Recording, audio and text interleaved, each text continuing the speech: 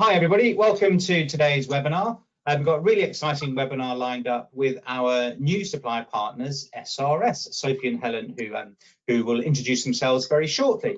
If you haven't tuned into an ISE webinar before, I'll just give you a bit of a rundown around how it works. We record the webinar, so after you'll get a link later on today once the platform's downloaded everything. So if you want to revisit anything that you missed, or if you want to share the webinar recording with colleagues and contacts, you'll have the facility to do that as well. I'll be monitoring the questions as they come through. We turn everybody's mics off for obvious reasons with so many on these webinars, but we really do want you to ask questions and engage with the subject matter. Today we'll be talking about running an effective digital assessment centre. So if you pop your questions into the dialog box as we go along, I will then ask those questions of Sophie and Helen at the end of the webinar. Right, that's enough from me. You haven't tuned in to listen to my voice. I will now hand over to Sophie and Helen. Thank you, Stephen. Great to be presenting today. We're really excited to be partners of ISE and also to be sharing our knowledge and learning on digital assessment centres, which is something that we've had a lot of experience of over the last couple of months in particular. So, as Stephen said, we're talking about running an effective digital assessment centre today. Some brief introductions if you haven't come across us before we get stuck into the main content. So we are SRS, Recruitment and Employability Experts. We work with employers and universities within the early careers space, and we've won many awards for the work that we've done. You can see some of them on the screen there. For employers, we design graduate programs, recruitment processes and assessment materials, and we also support employers as an RPO provider, so we can support them with the end-to-end recruitment delivery process, or sometimes it's just one or two elements such as application form or video interview screening. We also work with over 30 universities to improve the confidence, aspirations and employability of students. We run workshops, webinars, and we are the leading UK provider of assessment centre simulations, which we run for groups of students from 20 to over 3,000.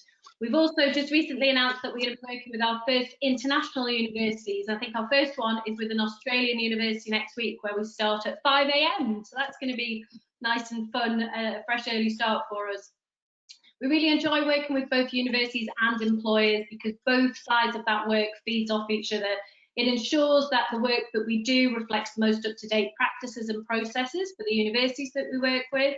And also our work with employers is informed by the attitudes and wishes of students and graduates. Most recently, we've supported both employers and universities to run digital assessment centres, and clearly this is what we're going to be sharing with you today. Some super brief introductions before we just get totally stuck in. So I'm Sophie. I probably have met some or all of you at some point over the last few years. I'm MD here at SRS. I'm also the author of the best-selling book From Learner to Earner, which is a book for students and graduates to help them get their first graduate job. You can see my social channels on the screen there. If we're not already connected, I'd love to connect with you. I'm going to hand you over to Helen now, who's going to introduce herself and take you through the first part of the presentation. Thanks, Sophie. So yeah, I'm Helen, University Partnerships Manager at SRS, and I work alongside Sophie to deliver workshops, webinars, seminars, and our assessment centre simulations, ultimately looking to improve graduate employability and recruitment. As Sophie said, please feel free to connect in with us, post any questions or comments on our social media platforms. Okay. So I'm just going to talk you through the agenda and what we're going to cover as part of this afternoon's session. So firstly, we're going to look at what a typical digital assessment centre involves, how to research and identify the best digital platform. We'll be looking at how to deliver an outstanding candidate experience and the planning and preparation involved as part of that, how to cater for different learning needs and adjustments, any additional enhancements that will add value to that candidate experience, and we'll finish by sharing some tips and advice that we feel you should share with all of your candidates to help prepare them for that digital assessment centre. Now, the content we'll be covering as part of this webinar, it's aimed at both universities and employers, but there will be some points that are specific to each. So I know that we're all awaiting the results of the ISE Student Recruitment Survey, which I think is coming out at the beginning of November.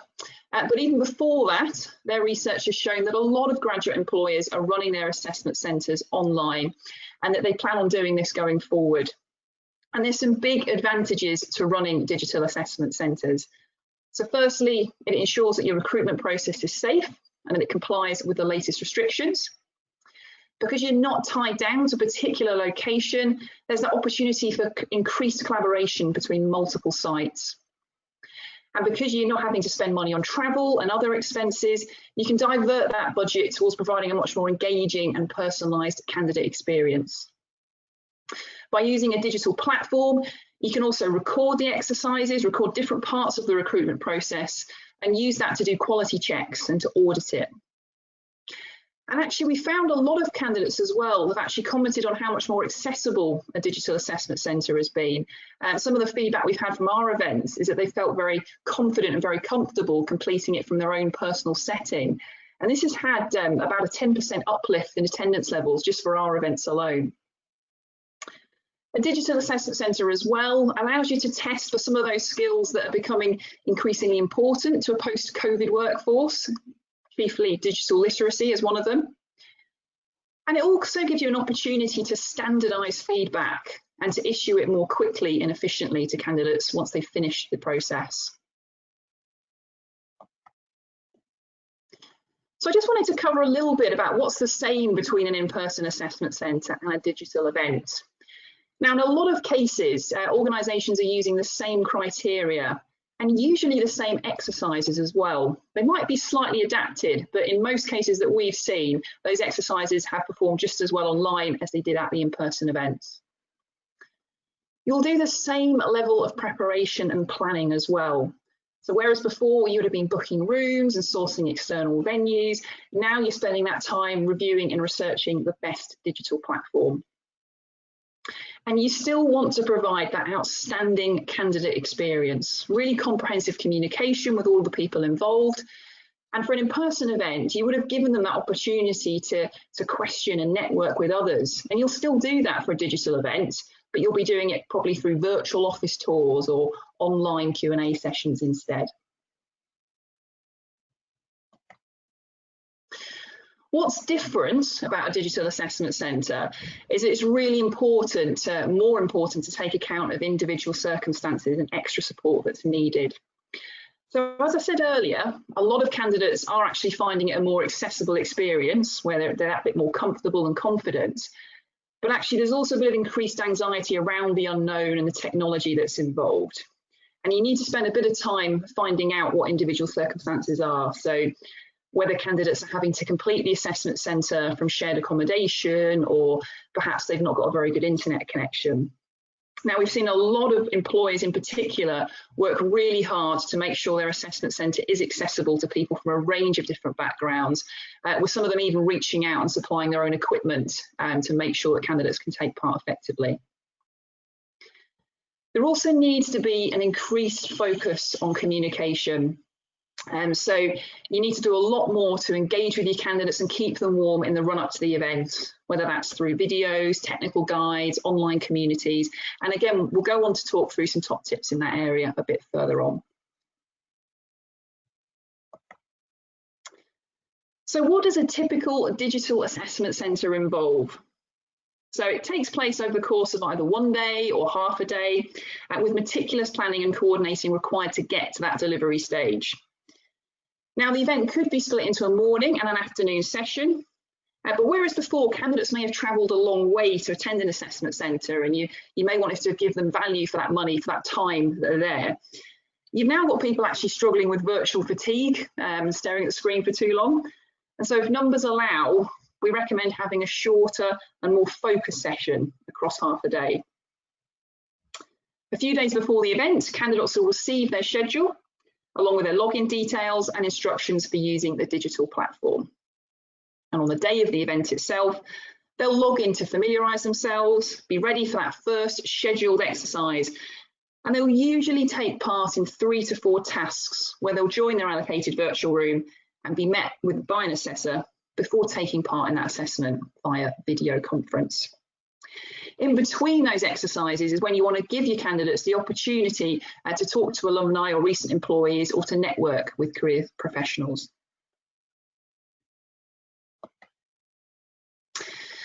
It's really important to invest time in the right materials and the right exercises. Now, in a lot of cases, and particularly where time is tight, your existing materials will still work online. But whether you're creating them from scratch or modifying certain aspects, make sure those materials reflect your values and allow candidates to demonstrate the key competencies or strengths that you're looking for. So, for example, a presentation exercise may be aimed at testing their technical knowledge and their commercial awareness, whereas the interview is more geared towards identifying whether or not they're a good motivational fit for your organisation. And broadly speaking, you want to give candidates the opportunity to demonstrate each strength or skill in at least 2 exercises. So give them 2 opportunities.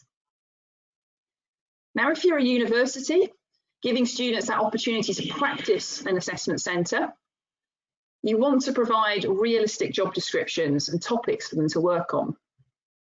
And if you're an employer looking at recruiting your next graduate intake, you need to simulate the types of scenarios and issues that they will actually face in the role. Use these materials as an opportunity to sell your organisation, give them an insight into the kind of things they'll be working on. You also want to create or adjust your materials to make the most of the digital platform that you're using. So can you use breakout rooms, for example, for candidates to prepare different slides to a debate, or use the share screen option to pull together a visual presentation or notes? Lots of different features in these digital platforms that you can really go to town on. And there's a variety of different exercises that you can use, as I'm sure you're all aware of: psychometric tests, role play, Etrain tasks. And regardless of which one you choose, make sure that you have got a candidate and assessor brief for each that's been validated to ensure that it's fit for purpose. And which ones you use will very much depend on the competencies you want to assess and the job you're recruiting for. But let's look at some of the most commonly used exercises as part of the Digital Assessment Centre. Group exercise. So this is normally a time-sensitive task where you will have issued the instructions on the digital platform or sent an earlier email. Now, this continues to work really well online, although we do recommend having smaller, more focused groups. For the assessors, it's harder to assess body language online, and so they need to be able to concentrate on fewer candidates. And from the candidate point of view, it can be harder to know when to speak without cutting someone off. Therefore, it's best to have groups of no bigger than 5. Now, along with your skills such as teamwork and influencing, think about how you can use this exercise to test the digital literacy of your candidates. So do they take advantage of using the screen share option or using the chat facility to record their notes? And this type of task has proven to be quite a big talking point amongst students, graduates and candidates in general. There's a lot of curiosity about how the group task is being done online and how best to prepare. Therefore, for this task in particular, please make sure you provide candidates with technical guidance so they can see how the technology can really help them rather than hinder their performance. For the Etrain exercise, candidates are often asked to put themselves in a graduate role to organise and prioritise a series of tasks or problems which are presented to them. And this could be in the form of emails, articles, financial information, or other sources. They'll have a set time to prepare their conclusions and then present back to the assessor online, who typically measures them against their ability to organise, take responsibility and resolve problems. Now, for some in-person events, candidates have not been able to access additional information, but you could use the Digital Assessment Centre as an opportunity to research things online and go outside of the box. Moving on to the presentation. Now, this can either be prepared in advance or on the day itself. And again, depending on which competencies you want to target, your topics might be quite technical and related to a specific role. Alternatively, they could be broader topics, which might level the playing field in terms of not disadvantaging candidates who've got no direct experience in that industry. Candidates could present on themselves, for example, as a test of their self-awareness. And again, this presentation gives you another opportunity to test their creativity and resourcefulness in a virtual environment, because they can use things, they can make some more engaging visual aids, they can use interactive polls and so on as part of that digital platform. Your digital assessment centre is also likely to have that deep dive interview using a strength-based approach or competencies from the job description. And video interviews certainly aren't new. They take place in the same fashion as they would usually, probably a few more live ones via video conference.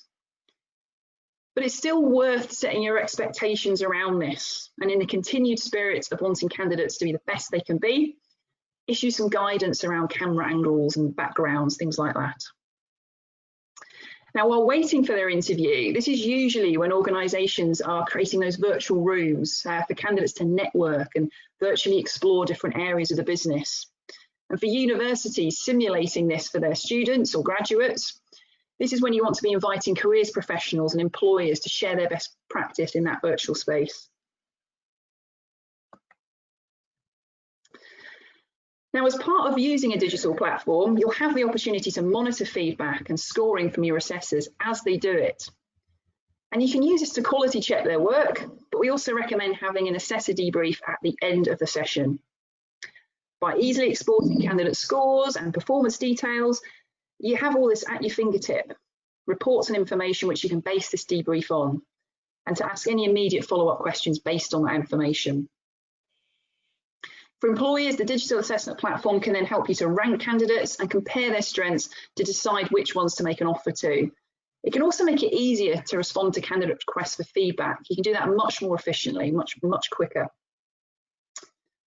For universities, an important aim of a digital assessment centre is for students to receive that developmental feedback, which highlights what they did well and what they can do better going forward. And we've seen students use this as a basis of reflective assignments as part of their module, as a basis of career coaching conversations, and of course, preparation for a real event for an employer. I'm now going to hand you over to Sophie to talk through looking for that all-important digital platform. Thank you, Helen. So, talking about the digital assessment platform in a bit more detail now. So as part of using, the basic tech requirements for running a digital assessment centre are video conference software and also the digital platform software to schedule students, candidates and assessors. There are a few different options for which software platforms that you can use, so it's worth investing time to research the different options and determine which tech will be most appropriate for your specific needs. For the research process, you could use connections who are running digital assessment centres to find out what tech they're using, get their feedback. You can compare different options. For example, does Zoom or Microsoft Teams work better as your video conference software? You can work with your IT department to see if they provide any specific recommendations. Or you could even appoint a project manager to oversee the whole process, such as researching the tech, troubleshooting any tech issues, and testing for ease of use, which is really important. When choosing the technology, it is important to consider the accessibility. For example, find out whether the tech that you choose operates smoothly on multiple devices, so mobile, tablet, laptop, and desktop, because not all of them do that. And have a backup plan for candidates who may live in remote areas and are unable to access a strong internet connection. So is it possible that they could complete exercises over the phone, for example? One thing that really surprised us when we started to run digital assessment centres was that actually a lot of students did not have access to the technology that we would have expected them to have, and maybe that's not a surprise to the universities that are on the call, might have discovered that since they've come back and they've been working, in the time they've been working remotely. And we've seen students that have attended assessment centres using only their mobile phone, which can put them at a huge disadvantage because if they're needing to read a brief, and move between video conferencing software and digital assessment software, that can be really challenging to do on a mobile phone. So it's really important to encourage students and candidates to share if that's the case. We've also seen students who've had to sit outside in their gardens to complete the tasks because their households are so busy and there's nowhere inside that's been quiet enough. So again, encourage them to share challenges with you so that you're able to accommodate these. We've got a super short video now, which is just going to give you a bit of an overview of the software that we use. Now, we're having some problems playing the sound for this, which doesn't really matter because it was just a bit of music, but we'll make sure that you get sent a link to this with the recording just so that you can have a proper view of it in your own time. You want to play that, Helen? Yeah. Oops, bear with me saying that. No, it doesn't want to play. Doesn't want to play That's at all. fine. Oh, no. There we go, there we go. Now it's coming.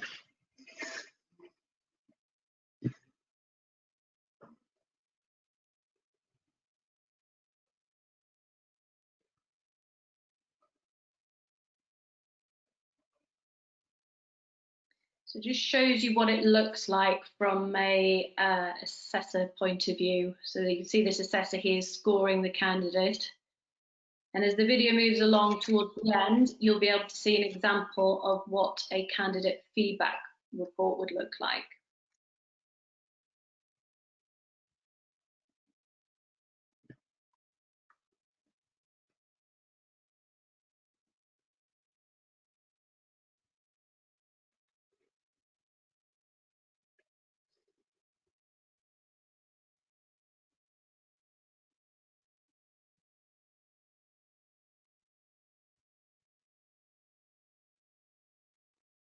There we go, that's the feedback report there. So you can see the level of detail that the system would pull through into a feedback report for you there. So we will make sure you get a link of that, because it's not quite the same without the sound, I don't think, but hopefully that brings it to life a bit. And also, if anyone wants to see an example of a feedback report, we're more than happy to share that with you as well. But hopefully that did bring it to life a little. So at SRS, we have developed our own digital assessment platform. So we'd had experience of using others, but particularly for our larger scale events, they didn't quite do what we needed them to do. So we've spent quite a few months this year building our own. And ours offers the following key points. So really important for us is the seamless organisation and scheduling, where you simply upload the participants' details, which then generates invites and a built-in meeting scheduler that ensures that everyone is informed and ready to participate on the day. There's the ability to set digital tasks and arrange virtual interviews, giving candidates a clear view of their schedule, so it ensures they're prepared and they're present. Meet virtually and arrange group or individual video calls so you can stay connected. Customize the feedback to meet individual requirements, making it easy to identify a candidate's strengths and weaknesses and giving a clear and objective breakdown of performance. Navigate the platform with ease, with accessibility features that automatically accommodate candidate adjustments. And this offers data security, an environmentally friendly approach, and extensive participant reports at the push of a button. So these are all things that we feel are really important for you to take into account when choosing your digital assessment platform. So candidate experience, something that's hugely important to everybody that's involved with running digital assessment centres. With all of the different stages involved in planning and running a digital assessment centre, it really is important not to lose sight of this candidate experience, which should be at least as good as an in-person event, if not better. With running a digital assessment centre, there are certain steps you can take to enhance the candidate experience, one of which is to put in place a pre-event communications plan. So to keep your candidates engaged and ensure that they're fully prepared for your digital assessment centre, you can create a series of keep warm communications. These can be sent as an email series in the weeks leading up to the assessment centre, and we've got an example here on the screen of what a pre-event communication plan could look like. So we would suggest that you start off with a welcome email, and the timeline for these might change depending on the dates and the volume of centres that you're putting on. But in that welcome email, you can fully explain the digital assessment centre, what it is and what's required of the candidates. You could consider including a briefing video to introduce the candidates to a member of the team. Give candidates information on the exercises that they will be completing and anything they need to prepare or submit in advance, for example, a presentation or maybe a portfolio. Explain the technology requirements And really important, prompt the candidates to get in touch should they require any adjustments, assistance, or further information. We then have the logistics email, which you might want to send the week of the assessment centre. With this one, you can confirm the login instructions and details for the digital platform. You can offer a technical support guide and also detail the candidate's schedule, including when they have gaps and therefore possibly the chance for any networking if you've arranged that within your day, or even just to let them know when they've got a short break. You can also include any documents or briefs that the candidates need. And then finally, a good luck email, which we think is a nice touch to send, which might be the day before the assessment centre. This can remind the candidates of the login process and their schedule, provide some key advice and top tips to ensure the day runs smoothly, and list contact details for how the candidates should get in touch during the day if they face any issues. We do find that by having these emails, this email sequence, it really does have an impact on the engagement of the students and ultimately the attendance rate on the assessment day itself. So whether you're a university running a simulation for your students or an employer recruiting candidates, you may want to share some top tips as part of your communication plan. So you're very welcome to use some of these that we've got on the screen here. So first up, be curious and engage with the process. So it's reminding the candidates that this is another opportunity for them to find out about the organisation. Be curious and upfront about what they can and can't do in regards to technology or any other adjustments that they need. Practice with the technology, check that their microphone and camera are working. Do their research, so review the job description if there is one, the organisation, any other facts about the organisation. Find out what the dress code is, or simply tell them if that's very clear. Carefully review all the instructions so that they've understood what's involved on the day and for each exercise if possible. Prepare thoroughly by practicing their technique for each exercise. You might want to recommend things like the STAR technique for them to help them structure their answers in the interview. And then also encourage them to stay calm. I know it's very easy for us to say when we're saying that to candidates, but for them to not panic too much if there's any issues with tech. You know, these are all things that can be easily resolved. And finally, encourage them to be themselves, because clearly we're wanting to see them be as natural as possible and let their personality shine through. So another aspect, we've touched on this slightly, is around adjustments. So enhancing the candidate experience and making sure that it provides a fair access to all candidates. Candidates with additional requirements or learning needs should be encouraged to get in touch to share any adjustments that could enhance or level off their experience. Some examples of adjustments that we have made during our centres have included giving extra time with an assessor for a student that had a hearing impairment, so that the questions and answers could be typed into the chat function. Providing extra time for a student with dyslexia for time-sensitive tasks. Adjustments like these can be flagged and built into the digital platform, so we can flag it and the assessors are able to see who has a particular need. It's really easy to do. And if you're encouraging your candidates throughout to just share whatever issues they have with you, then you've got enough time to make a judgment call around a fair and reasonable adjustment. For the Digital Assessment Centre to run smoothly, assessors should be well trained and fully comfortable with assessing using the digital platform. So they should be provided with all of the information that they need before the event, and pre-event communications to assessors can include things like assessor schedules, instructions and technical support guide for the digital assessment platform, an assessor brief detailing the instructions for the exercise that they will be assessing, and the scoring criteria and feedback expectations, just to maintain that standard consistency. You could consider hosting live assessor training calls, or alternatively recording a training video which could be sent out to all of the assessors. The assessors should have a comprehensive understanding of the feedback criteria that they will be using and the competencies that they are assessing against. You can also more easily use digital assessment centres to provide training opportunities for assessors in multiple locations. So they can easily join the exercises as observers, mute their microphone, switch off their camera and see what's involved. So a really good training opportunity for any assessors or staff. So we've got a handy checklist here that you can use to ensure that you cover all of the steps in the digital assessment process. So this might be something that you want to come back to at some point, just in terms of using this as a bit of a checklist to make sure you've got everything ready for your digital assessment centre.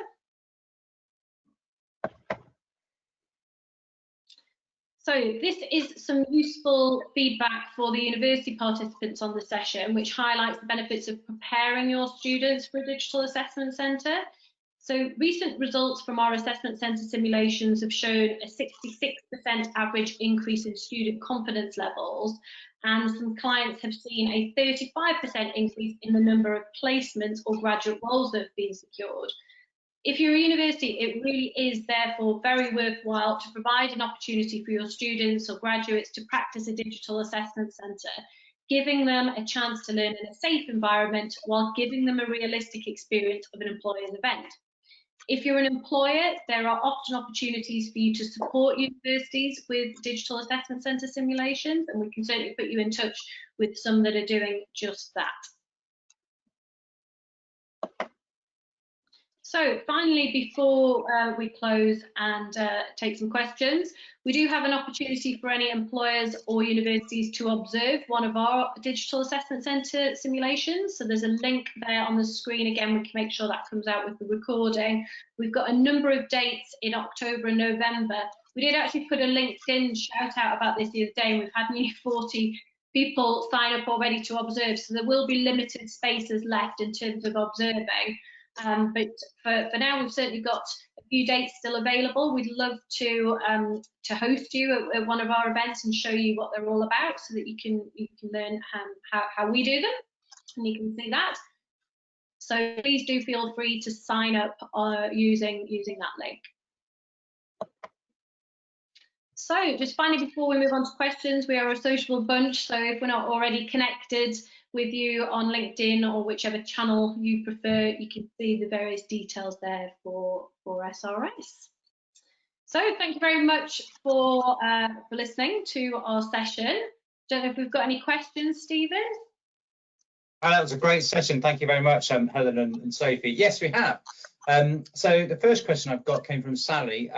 So I'm just reading what Sally's written here, and it's about including the full range of exercises can be complex and time consuming in mock DACs run by universities. They're asking, what are the key exercises that universities should focus on to help students be prepared?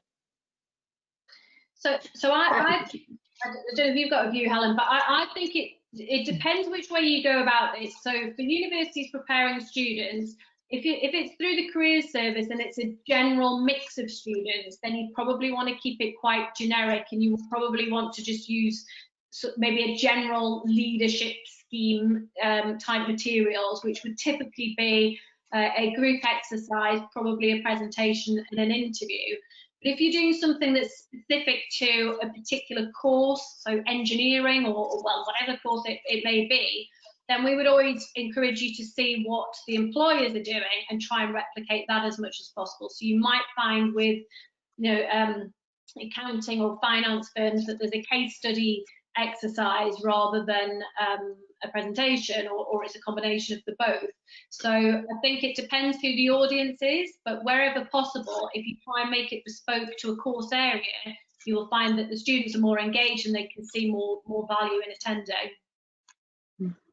I'd just add to that to say definitely recreate the group exercise, because it's one that a lot of students, a lot of candidates have got most questions and concerns about, because they just don't know how to kind of contribute or behave online in that team environment. So if you can give them an opportunity to practice at that, it will be a very, very valuable session.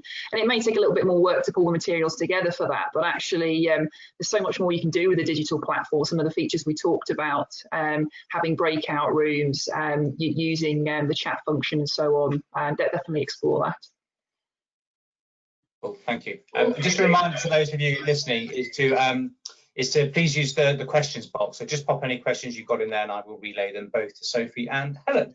I've got another question here from another Helen, and it was when you were talking about disclosure, and it was saying, is that disclosure shared privately? Disclosure. Sorry. I didn't catch that. I was hoping that you understood what this meant. And the question was, is that disclosure shared privately? Sorry, then. I think, do you mean of the candidate learning adjustments? So additional need. Actually, Helen just popped it in. She was talking about additional needs. Yeah, so what we do with some of our assessment centres is we ask the permission to share that with assessors. So some candidates make us aware of particular things that we need to take into account, but at the same time don't want us to share that with the assessors, but want us to be aware in the background, our troubleshooting team to be aware that they may have particular difficulties or particular things that need taking into account. But on the whole, yes, we encourage them to share it so that we can pass that feedback onto our assessors so they can factor that into the exercise. And we make it very clear how that information is being used and when it will be deleted and so on, and who will have access to that, because ultimately we'll make sure only the people who need to know can see that information, and just for the duration of the time that they need it. Fantastic. Lucy had a question, but she answered it for herself. She wasn't able to get the link to work, but she has. So anybody else who's struggling with booking the observation spot, Lucy's got it to work now, so it does work. So a question from Annie. What do you do if a candidate's video isn't working well during an exercise? So we've had a number of technical difficulties for some of the events we run for students, as I say, who are using mobile phones, or the connection just drops out and so on. It's important to try and give them as much opportunity to practice using the technology, to practice setting it up before the event, whether you're an employer or a university. But if best will in the world, if things do go wrong on the day, or they can't access their camera, what we have done in some situations is we've had, without the camera, you can't see their body language and so on as part of the group exercise. So we've given them the opportunity to reschedule, to get involved in a group exercise at another time, or we've got them involved in a similar exercise to test the same competencies that they would have been assessed against in the group. So just one example springs to mind, where a candidate who didn't have a camera and had issues taking part in the group, they did an Etrain exercise instead. And although you couldn't see them, measure them working directly with other people, you could test that in some of the content of the materials we used. So the Etrain exercise was around some kind of group scenarios and so on. So we were able to draw out some of those competencies still. And where they haven't got a camera for an interview or a presentation, that is still doable. So we can still do, obviously, telephone interviews instead. And for the presentation, again, you can still obviously measure them around the content of their presentation and the delivery style, tone of voice, things like that. It does make things more difficult, definitely, if they haven't got a camera. And our first port of call will be to try and reschedule them and to make sure they've got that same level playing field as someone else. And on the whole, most people who have had camera issues have managed to get access to a camera before the end of the session. Which actually relates to a question that I was going to ask, which is, actually on Twitter this morning, and I think it originally came from Emirate University of Liverpool, started the conversation, and it was around this issue of students, whether they should be forced to use video if maybe they don't want to, or there's particular problems. And I think this conversation comes from actually academics questioning whether students should be told to use their video if they're just, if they're taking part in online lectures or tutorials. And it spilled over into the employer space. I think the general view was, and this was mine, that for employer interactions, actually students should be showing their videos. I just wondered if there are any nuances to that you'd seen, or if you had ever had any students actually who are a bit reluctant to share their videos, to turn their cameras on, sorry, I should say. Yeah, that's definitely not news to me at all. And every time I've been talking to academics lately, they've been sharing their frustrations around that. I guess it's a different experience, isn't it? Because arguably, if it's a lecture, then they could be wearing something inappropriate or probably multitasking, maybe not engaging a huge amount, which is where the academic frustration comes in.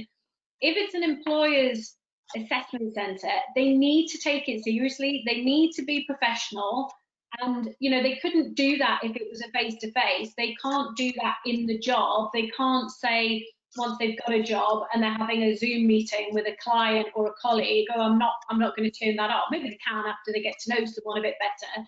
But actually, we're being too kind to them if we were to let them do that. And we've had situations. In fact, just this week where I was talking to a university that we're running a simulation for, and they were saying, what's your view on you know, if a student wants to turn it off? And I'm saying, we tell them that they can't, because that wouldn't be acceptable with an employer, and we're not helping those students by telling them that that is okay, because in that situation it's not, unless there's some crazy reason, and I haven't come across one yet. I'm sure there will be, and you would have to, as an employer, take that into account and look at individual circumstances.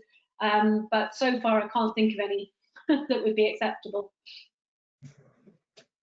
Yeah, that was kind of my response, I think, on Twitter. For there might be arguments when like I said, it's lectures or tutorials, particularly maths lectures, but I think when it's employer interactions, that's the reality of the workplace. So I don't know if actually, Helen, you're in control of the slides. Somebody asked, actually, could you repeat the link for people to sign up? Perfect, that'd be great.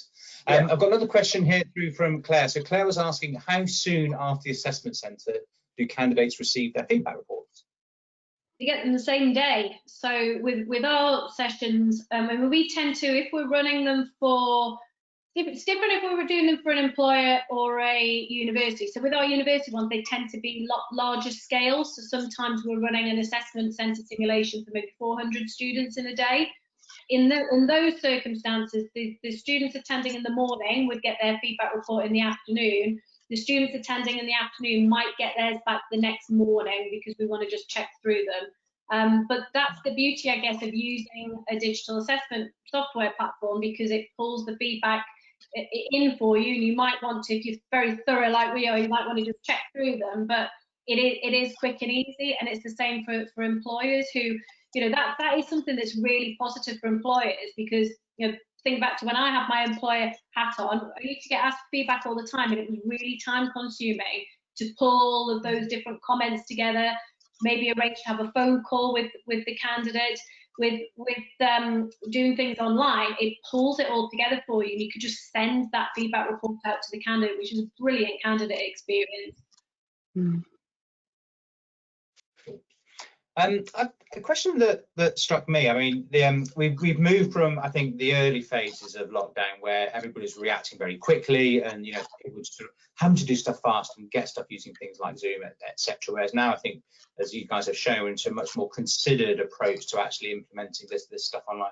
I wonder if you're starting to get a view yet on actually how much of this might stick as we come out of COVID, because again, it strikes me as an ex-recruiter, actually, you know, booking out meeting rooms, you know, trying to get people to travel from offices to do interviews, coordinating actually candidates coming and disrupting their timetable. There's, you know, even in a normal situation, there's huge advantages to this kind of approach. So I wondered if you were thinking how much of this might stick, you know, once things do get back to normal. We've been talking about this quite a bit, haven't we, Helen? Yeah. We've been talking about that. Yeah. We think that they'll probably be a bit, well, we think it'll be longer than we were expecting initially, and then we think there'll probably be a bit of a hybrid approach longer term, where this is used in maybe as a sort of precursor to a final interview that might be a face-to-face thing. And I think also we were talking about this in relation to actually what the difference in jobs will be. So are there going to be more jobs that are remote? Probably. Are there going to be more jobs that have a higher percentage of remote working? Definitely, I would say. So I think that will come into play as well, where there's more remote jobs, then you can justify having the full process remotely. But if it's a job where they're going to be expected to be in a workplace at some point, you probably would want to introduce a face-to-face element at some point. So if you've got anything to add, Helen. I would just go back to some of the advantages talked about at the beginning of the presentation. I mean, yes, I agree that some candidates haven't got access to the same technology as everyone else, and that's something that needs to be considered. But actually, it is proving to be a lot more accessible for candidates across the country. And that point around being able to hold a digital assessment centre that can include multiple locations, you can pull in so many people from different departments across your organisation, and it's just slicker. It's more efficient in a lot of ways.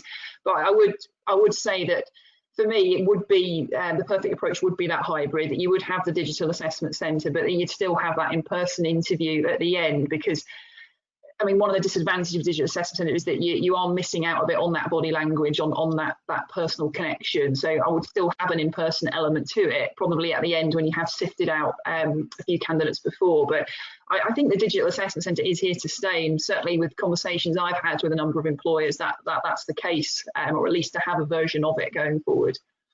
I think one point just to re-emphasise that Helen, I think, did mention in her section of the presentation, is that one thing we've noticed is that it's harder to assess the group exercise digitally. So that might be something that you would give some consideration to in terms of your ratio of assessor to candidates, because we've found that we've had to put more assessors into the group exercise to be able to do it effectively in a way that we didn't need to do when it was in person. So that's just one consideration we've kind of learned from. And what are employers saying at the moment, because there are COVID restrictions, so are most employers finding a way to kind of meet somebody before an offer is made, or are they having to just actually, no, we just can't do that at the moment, it's impossible, so we will make the offer at the end of a fully virtual process?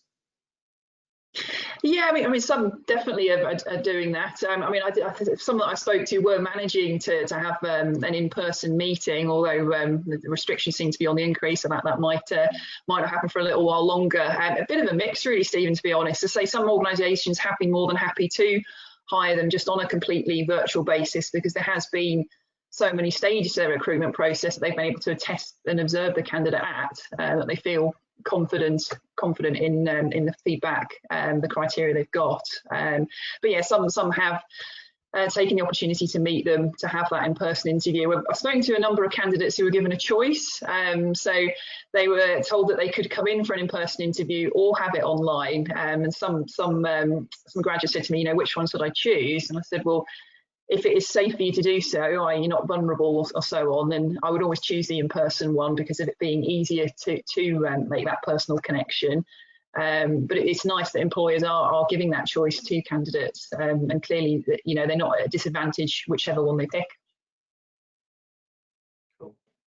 I think that's all the questions we've had so far. So that's been really informative. Thank you very much. Do you want to flick to your last screen just with your contact details so people know how to get in touch with you to follow up? That was really insightful. Thank you very much. I've learned an awful lot, and I agree. I think a lot of this is here to stay. Efficiency savings, making life easier. So I think in a year's time or 2 years' time, it'd be interesting to see where the balance is struck. So thanks for everybody for tuning in, and thanks for all the questions that you sent through.